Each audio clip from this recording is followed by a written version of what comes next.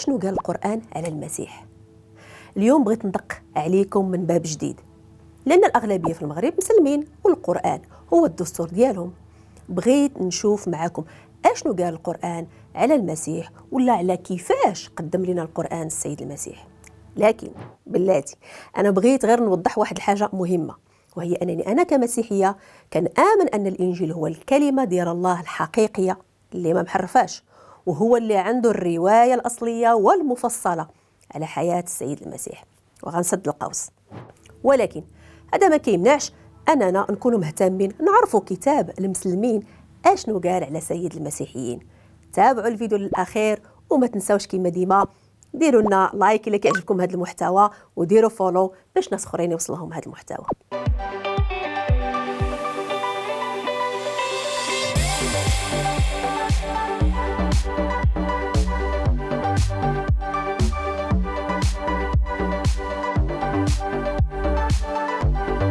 أول حاجة إلا بغينا نشوفوها على السيد المسيح في القرآن، غادي نشوفوا كيفاش صور وهضر على الولادة المعجزية ديالو.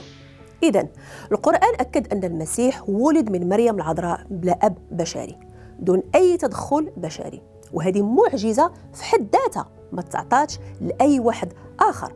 وتقدروا تأكدوا من الشاهد في سورة آل عمران 47، الحوار اللي دار بين مريم والملاك اللي بشرها أنها حاملة. إذن هنا كيبان أن هذه الولادة طرات بطريقة معجزية اللي ميزات السيد المسيح على الجميع، سواء الأنبياء أو الرسل أو أي قادة دينيين آخرين.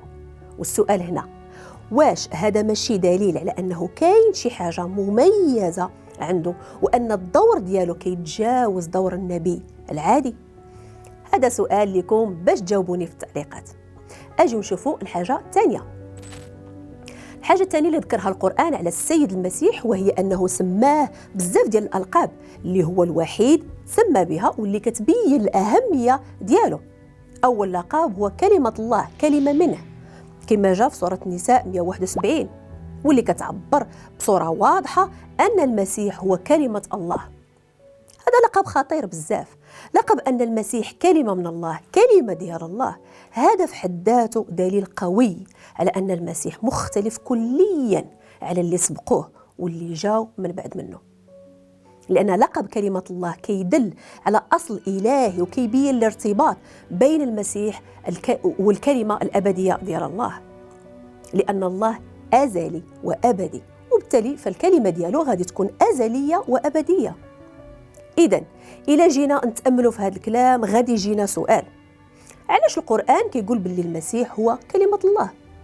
واش هذا ماشي دليل على الدور الإلهي ديالو؟ خليو لنا الجواب في التعليقات. نشوفوا دابا الحاجة الثالثة اللي ميزات المسيح في القرآن، وهي المعجزات ديالو اللي ذكرت في القرآن في سورة آل عمران 49. ممكن ترجعوا للشاهد وتأكدوا منه.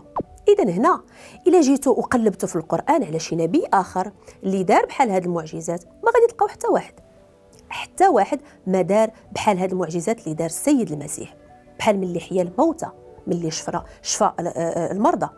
وهذه القوة اللي عند المسيح باش يعطي الحياة ويشافي هي فقط كتعكس قوة الله وكتبين السلطة الإلهية ديالو. كاينة ولا لا؟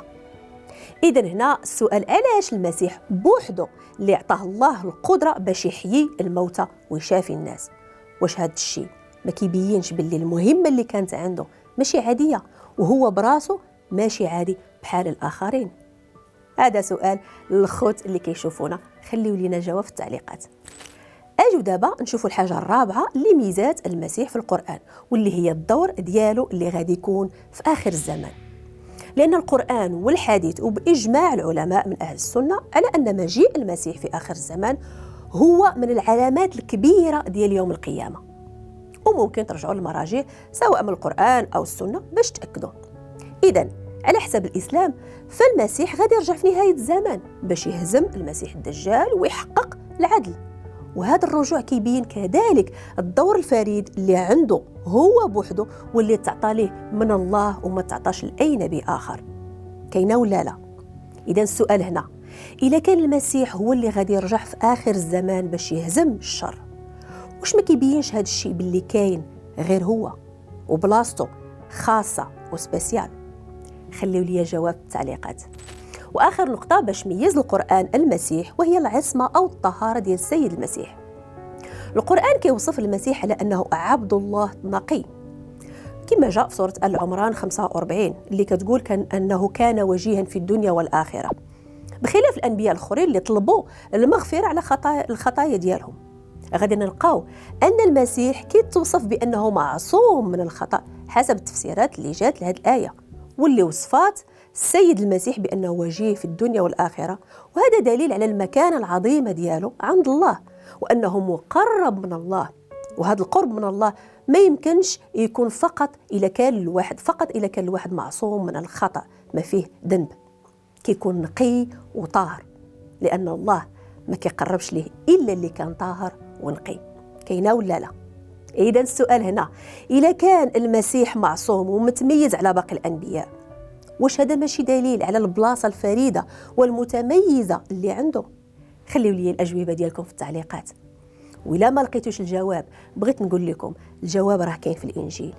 الانجيل كيجاوب على كل هذه الاسئله، ونعطيكم مثال واحد كجواب على واحد من هذه الاسئله، وحده من هذه النقاط اللي سبقات وذكرت هي كلمه الله، بحيث كيقول لنا في يوحنا 1:1 في البدء كان الكلمه والكلمه كان عند الله وكان الكلمه الله والكلمه صار جسدا وحل بيننا. المسيح هو كلمه الله الابديه اللي خدا شكل جسد وجا في وسطنا باش ينجي البشريه من الخطايا ديالهم. اش بان لكم؟ قنعكم هذا الجواب ولا لا؟ حتى نتشوفوا مره اخرى مع المسيح حتى الموت.